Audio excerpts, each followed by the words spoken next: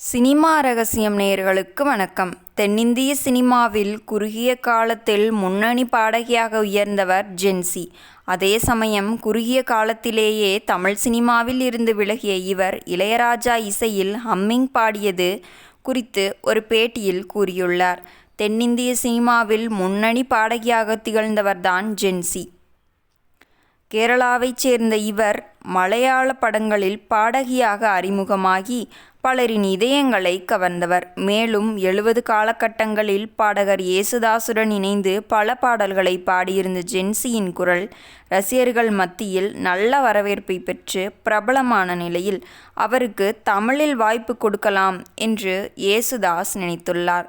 அப்போது தமிழ் சினிமாவில் வளரும் இசையமைப்பாளர்களில் ஒருவராக இருந்த இளையராஜாவிடம் ஜென்சியை பற்றி கூறிய யேசுதாஸ், வாய்ஸ் டெஸ்ட் எடுங்கள், பிடித்திருந்தால் பயன்படுத்தி கொள்ளலாம் என்று கூறியுள்ளார்.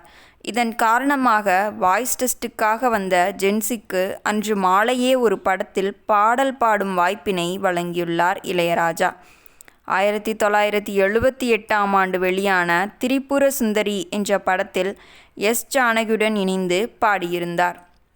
இந்த பாடல் ரசிகர்கள் மத்தியில் நல்ல வரவேற்பை பெற்றிருந்த நிலையில் அடுத்து முள்ளும் மலரும், வட்டத்துக்குள் சதுரம், சொன்னது நீதானா, பிரியா உள்ளிட்ட படங்களில் பாடிய ஜென்சி 1978ஆம் ஆண்டு 5 படங்களில் பாடல்களை பாடியிருந்தார். இதில் குறிப்பாக பிரியா படத்தில் இடம்பெற்ற என் உயிர் நீதானே பாடலை தான் தமிழ் சினிமாவில் பாடகியாக அறிமுகமான காரணமாக இருந்த யேசுதாசுடன் இணைந்து பாடியிருந்தார்.